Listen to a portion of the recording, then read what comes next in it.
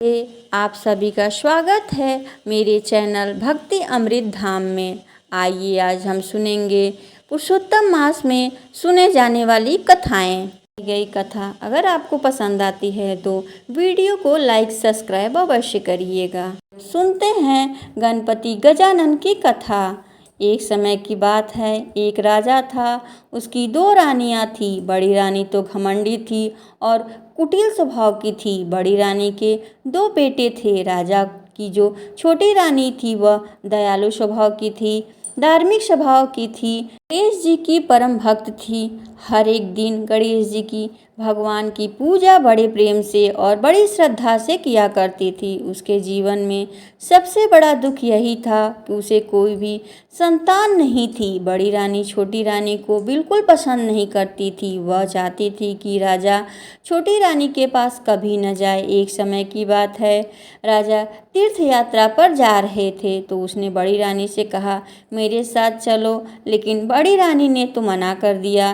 तीर्थ यात्रा में इतनी परेशानी कौन झेलेगा। वह कहने लगी, मैं नहीं जाना चाहती, आप ही चले जाइए। हम दोनों रानी यहाँ यहीं रहेंगे तो राज्य भी ठीक से चलता रहेगा और आपको कोई भी परेशानी ना होगी और ना खुद होगी। ना उनसे छोटी रानी को जाने दिया।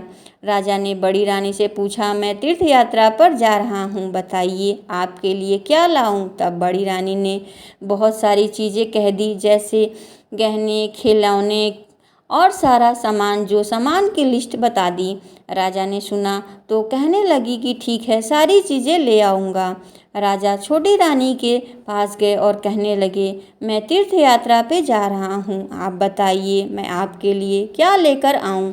तो रानी कहने लगी, मुझे कुछ नहीं चाहिए, बस आप ठीक ठाक तीर्थ स्थल से वापस आ जाएं, मेरे लिए इतना ही काफ़ी है। राजा तीर्थ यात्रा के लिए निकल गया। रास्ते में सोचने लगा, छोटी रानी तो अपने लिए कुछ नहीं मांगा तो छोटी रानी को क्यों न हम गणेश जी की मूर्ति उपहार में दी जाए, क्योंकि वह गणेश जी की भक्त हैं। राजा ने ऐसा ही किया।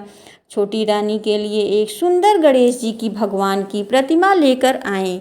घर आकर बड़ी रानी ने जो सामान मंगवाया वो सब दे दिया और छोटी रानी को गणेश जी की मूर्ति दे दी। छोटी रानी ने जब गणेश भगवान की प्रतिमा देखी तो बहुत ही प्रसन्न हुई। उसने तो भगवान गणेश को अपने पूजा स्थल में स्थापित कर दिया और विधि विधान से रोज गणपति गजानन की पूजा करती। गणेश भगवान की जैसे ही रानी ने पूजा शुरू की, राजा को शुभ समाचार मिलने लगे। पड़ोसी देश से बहुत दिनों से लड़ाई चल रही थी। राजा उसमें जीत गया और राजा को समाचार मिला कि राज्य में जो भी पानी की समस्या थी वह समाप्त हो गई। सारे जलाशय, कुएं, तालाब सब साफ होकर बह रहे हैं। इस बार तो फसल भी अन्य महीनों से अपेक्षा दुगनी है। कुछ समय ही बाद बीते थे कि छोटी रानी भी गर्भवती हो गई। अब तो राजा खुशी के मारे फूले नहीं समा रहे थे। बड़ी रानी को जब यह बात पता चला तो छोटी रानी भी माँ बनने वाली है तो वो बेचैन हो उठी।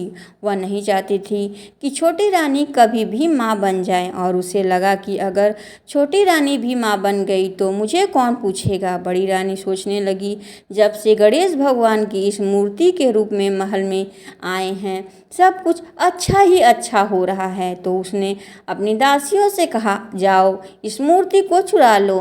दासियों ने बड़ी रानी की आज्ञा मानकर मूर्ति चुरा ली। बड़ी रानी ने वह मूर्ति कुएं में फेंकवा दी। रानी ने सोचा, चलो अब आफत खत्म हुई, अब मूर्ति नहीं है और न ही गणेश जी भगवान बचे और जो भी कैसे अच्छा समाचार मिलेगा। उधर गणेश भगवान का प्रताप देखिए, जहाँ वह पड़ी रानी ने उस मूर्ति को गिरवाया, वहाँ एक पेड़ उग गया और उस पेड़ पर एक ही फूल था, वह भी सोने का था। सुबह हुई थी, सब लोग उसी पेड़ को देखने लगे, बड़े आश्चर्य में पड़ गए। पर उस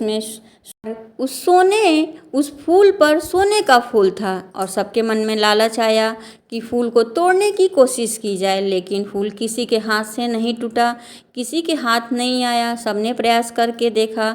जब राजा को इस बात का पता चला तो बड़ी रानी के साथ उसी स्थान पे गए, फूल तोड़ने की कोशिश करने लगे, लेकिन उस समय भी किसी ने फूल नहीं टूटा। तब छोटी रानी वहां आ गई। छोटी रानी ने फूल के नीचे अपना आंचल फैला दिया और गणेश जी को याद करने लगी। तभी झोली में फूल पेड़ से टूटकर अपने आप ही उनकी झोली में आ गिरा। झोली में फूल गिरते ही भगवान गणेश जी की यह सुंदर प्रतिमा सोने की बन गई। यह देखकर राजा हैरान हुआ और कहने लगे, यह तो वही प्रतिमा है जो मैंने तीर्थ यात्रा पर लाकर आपको उपहार में दी, पर यहाँ कैसे आई? छोटी रानी कहने लगी, महाराज मैं तो कुछ भी नहीं जानती, मैंने तो कल से प्रतिमा ढूंढ रही हूँ। तभी उस प्रतिमा में से आवाज़ आई। जिसने यह काम किया वह खुद ही अपनी सारी बात बताई, लेकिन बड़ी रानी कुछ नहीं कही। तभी वहाँ कुएं के पानी से सबने देखा कि जैसे ही दृश्य बड़ी रानी ने करवाया, सारा दृश्य चल रहा था। दासियों को मूर्ति चुराते हुए दिखाया गया। दासी की मूर्ति लाने के बाद उसने कुएं में गिरा दिया। यह सब दृश्य कुएं में देखा गया। यह देखकर राजा को बहुत गुस्सा आया और उसने बड़ी रानी को महल से निकाल दिया। गणेश भगवान की प्रतिमा को देखकर एक सुंदर भव्य वहाँ मंदिर बनवाया गया और गणेश जी भगवान की प्रतिमा को स्थापित कराया गया। 9 महीने बाद छोटी रानी के गर्भ से एक सुंदर पुत्र की प्राप्ति हुई। जब राजा ने नगर में ढिंढोरा पिटवा दिया कि सभी लोग भगवान गणेश की पूजा करें, सभी नगरवासी भगवान गणेश की पूजा करने लगे। गणेश भगवान की नित्य नियम से कहानी सुनने लगे। सारे नगर में सुख समृद्धि का वास हो गया। हे गणेश जी, जैसे छोटी रानी पर आपने कृपा की, वैसे भी इस कथा को सुनने वाले उनके घर में अन्न धन के भंडार भरना, सुख समृद्धि करना, पुत्र का वरदान देना। प्रेम से बोलिए गणेश भगवान की जय। ये पुरुषोत्तम भगवान की जय। बहुत समय पहले की बात है। द्रविड़ देश में एक अत्यंत धार्मिक और पराक्रमी राजा राज्य करते थे। उनका नाम हरधनवा और उनकी पत्नी बहुत सुंदर थी। 4 पुत्र थे, 1 पुत्री थी। राजा कुशलता पूर्वक अपना राज्य करते थे। राजा हरधनवा के कुशल राज्य कारोबार से उनकी प्रजा बहुत खुश थी और संतुष्ट भी थी। राजा धर्म का पालन करते, इसलिए उनका संपूर्ण राज्य सुखपूर्वक समृद्धि के रूप में वास करता था। एक दिन की बात है। राजा हरधनवा अपने सैनिकों के साथ जंगल में शिकार खेलने चले गए और वहाँ मार्ग भटक गए और भूखे प्यासे से व्याकुल होकर इधर उधर भटकने लगे। प्यास के कारण उनका गला सूखने लगा। तब राजा के सामने एक झील देखी और राजा ने घोड़े से उतरकर का शीतल जल पिया और एक पेड़ के नीचे विश्राम के लिए बैठ गए। राजा पेड़ के नीचे आराम कर रहे थे। तभी वहाँ एक तोता आया। प्राचीन समय में राजा इतने विद्वान हुआ करते थे कि पशु पक्षी की भाषा समझ लेते थे। तो राजा को सुनाई ऐसा दिया कि राजा ने बोलना शुरू कर दिया। ऐसे में कुछ लोग होते हैं जो भौतिक सुख प्राप्ति होने के बाद मनुष्य जीवन का उद्देश्य भूल जाते हैं। तो तोता ने फिर कहा, ऐसी कोई बात नहीं है। जो लोग भौतिक सुख प्राप्त होने के बाद मनुष्य जीवन का उद्देश्य रूप भूल जाते हैं। तोते के इस वाक्य को राजा के सामने तोता बार बार स्मरण कर रहा था। कुछ समय बाद राजा ने सैनिक ढूंढते हुए वहां आ गए। राजा उनके साथ अपने महल में वापस चला गया, लेकिन तोते की बात को राजा के मन में ऐसा घर कर गया था कि वह बार बार राजा के कानों में यही बात सुनाई देने लगी। बार बार सोच रहे थे कि तोता मेरे सामने बैठकर ऐसा क्यों कह रहा था। राजा ने जब नहीं हो रहा था तो वह वाल्मीकि, जब उनसे नहीं हो रहा था तब वह राजा वाल्मीकि ऋषि के पास पहुंचा और उन्होंने सारी घटना बताई और कहने लगे, हे ऋषिवर, मैंने इस बात को समझ नहीं पा रहा हूँ कि तोता ऐसा बार बार क्यों कह रहा था। ऋषि के कुछ समय ध्यान लगाया और समझने का प्रयत्न किया। कुछ देर बाद ध्यान से बाहर आने के बाद अपने नेत्र खोले और राजा से कहने लगे, हे राजन, वह तोता आपके जन्म का पुत्र था। बस इतना कहकर ऋषि वाल्मीकि राजा पहले जन्म की कथा सुनने लगे। पहले जन्म में राजा धनवा एक ब्राह्मण थे। उनका नाम सुदेवा था। सुदेवा ब्राह्मण एक सुंदर और पतिव्रता पत्नी थी जो ऋषि गौतम की पुत्री थी। उनका नाम गौतमी था। सुदेवा ब्राह्मण और गौतमी देवी वैदिक आदर्शों के अनुसार आदर्श दंपति का उदाहरण प्रस्तुत कर रहे थे। उनके जीवन में कोई समस्या नहीं थी सिवाय एक व्यथा। विवाह को बहुत समय हो गया था लेकिन कोई संतान नहीं थी। अनेकों वर्ष बीत जाने के बाद ब्राह्मण देवता एक दिन अपनी पत्नी से कहने लगे, इतने साल हो गए हमारे विवाह को, हमने पुत्र नहीं है। हमारा दुर्भाग्य तो देखो, हमारे मृत्यु के बाद हमारा कोई तर्पण करने वाला नहीं होगा। अब मुझे लगता है कि हमारे इस शरीर को अब त्याग देना चाहिए। अपनी पति की बातें सुनकर गौतमी ने एक ऋषि की पुत्री और एक विद्वान महिला थी, कहने लगी, आप कैसी बात कर रहे हैं? हम तो ब्राह्मण हैं और विद्वान भी हैं। ऐसी बात विद्वानों को शोभा नहीं देता। मेरा मानिए, हम लोग श्री हरि के शरण में जाना चाहिए। हम भगवान श्री हरि की आराधना करते हैं। भगवान श्री हरि प्रसन्न हो जाएंगे तो हमें संतान अवश्य देंगे।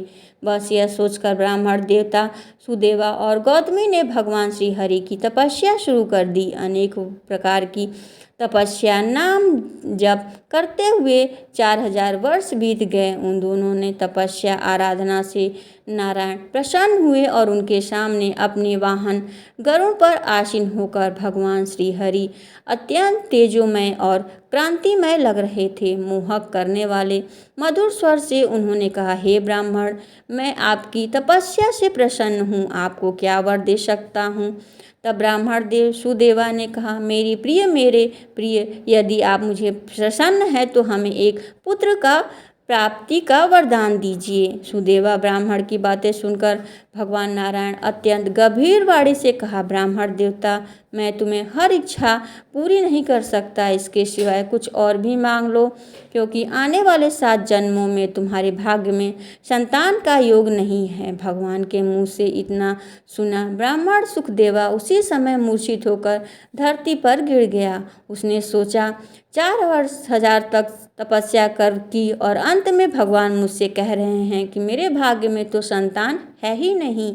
बस इसी बात को सहन न कर सका और सुखदेवा उसी समय मूर्छित होकर धरती पर गिर गए। उन्होंने सोचा, 4000 वर्षों की तपस्या की और अंत में भगवान मुझसे कह रहे हैं मेरे भाग्य में तो संतान नहीं है। बस इसी बात को सहन न कर पाने के कारण वह मूर्छित हो गए। लेकिन कहते हैं ना, भगवान से ज़्यादा कृपालु तो भगवान के भक्त होते हैं। जब ब्राह्मण मूर्छित हो गए तो भगवान के वाहन गरुड़ जी ने उस समय वहां उपस्थित थे। यह सब देखते हुए चिंतित हुए और ब्राह्मण सुखदेव के पास जाकर उन्हें उठाने का प्रयत्न करने लगे, अपने पंखों से हवा करने लगे।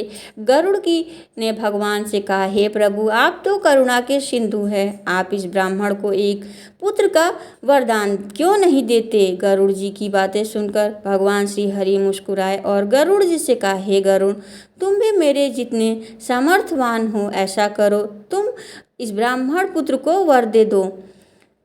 फिर अपने वचन को पूर्ण करने के लिए मैं इन ब्राह्मण को पुत्र भी दे दूंगा। अब तो गरुड़ जी प्रसन्न हो गए। कुछ समय बाद जब ब्राह्मण देवता की चेतना वापस आई तो गरुड़ जी उनसे कहने लगे, ब्राह्मण देवता, आप चिंता न करें, मैं भगवान से प्रार्थना की है, वह अवश्य ही आपको पुत्र प्रदान करेंगे। ऐसा वचन सुनकर ब्राह्मण सुखदेवा और उनकी पत्नी प्रसन्न हुई। कुछ समय बीता और गौतमी ने गर्भ धारण किया और एक तेजस्वी पुत्र का जन्म हुआ।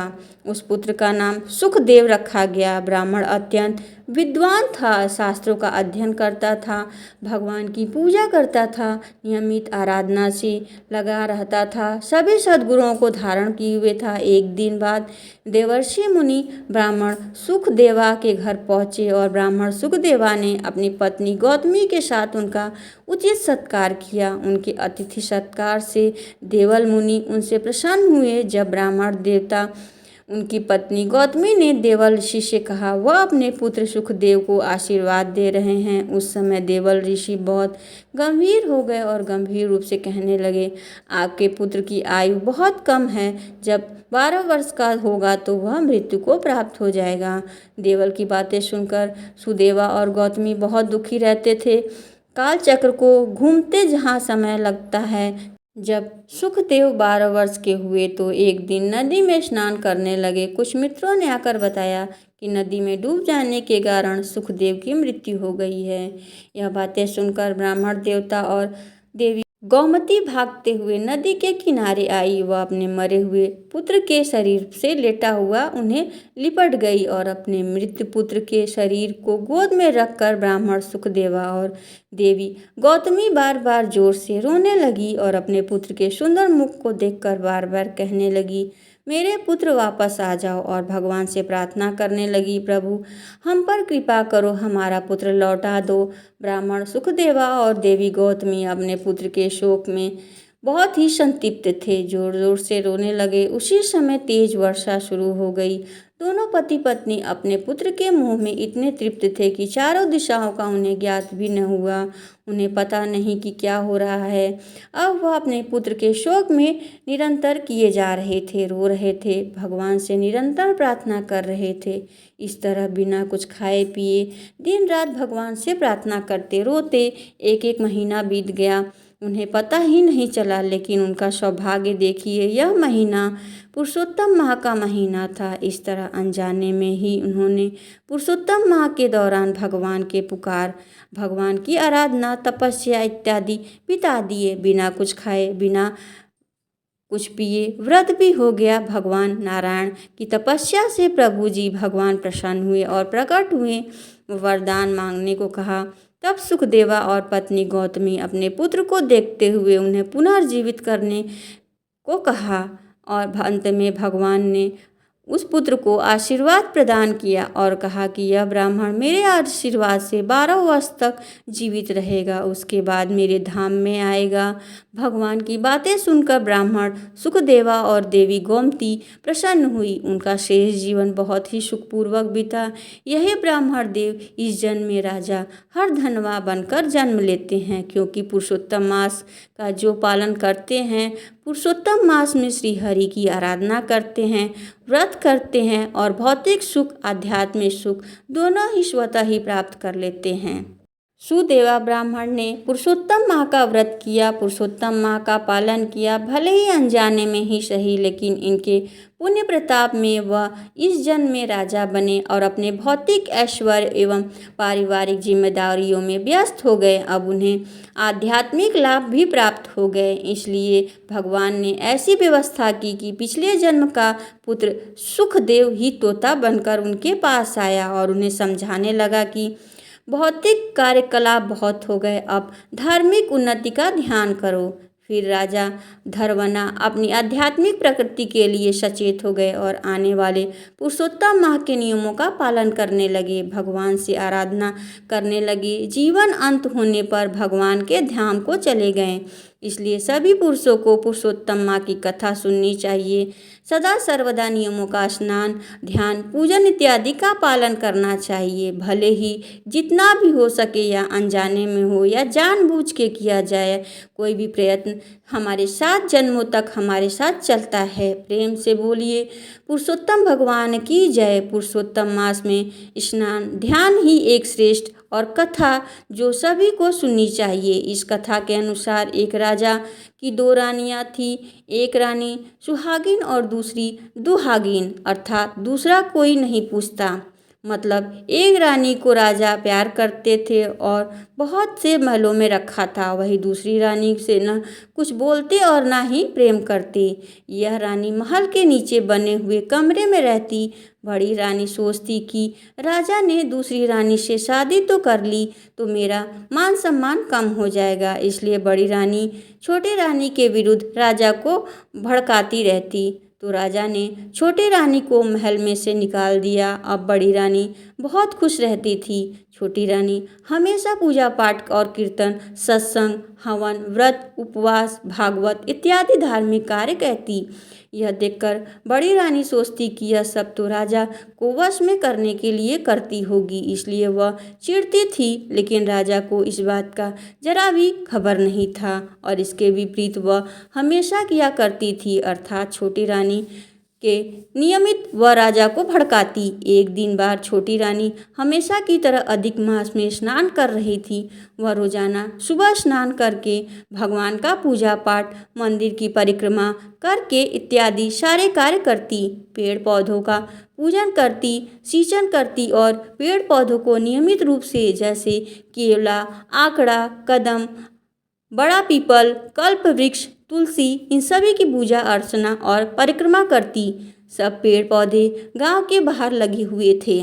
सुबह सुबह जल्दी उठकर पूजन करने के लिए जाती, दिया बाती परिक्रमा करती। एक दिन उनको बड़ी रानी ने देखकर कहा कि राजा, पूरे पेड़ पौधे को कटवा दीजिए। यह समय है जो अधिक मास चल रहा है, तो तेज रहती है, गर्मी का मौसम है। जब राजा ने रानी जी की ऐसी गर्मी में जीव जंतु को बैठने की जगह जरूरी है, जीव जंतु कहाँ जाएंगे, वह रास्ते चलते स्थान उसी स्थान में विश्राम करेंगे। लेकिन रानी की जिद की तो राजा ने बिना सोचे समझे सारे पेड़ कटवा दिए। अब सब जीव जंतु पशु पक्षी परेशान रहने लगे।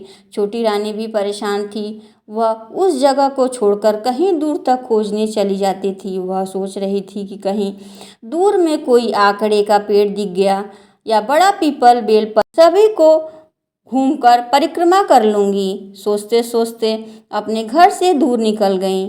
भगवान विष्णु का नाम जपते जपते चलने लगी। पुरुषोत्तम भगवान उनकी प्रार्थना सुने और इनकी झोपड़ी देखी और बाहर एक बड़ा पेड़ था।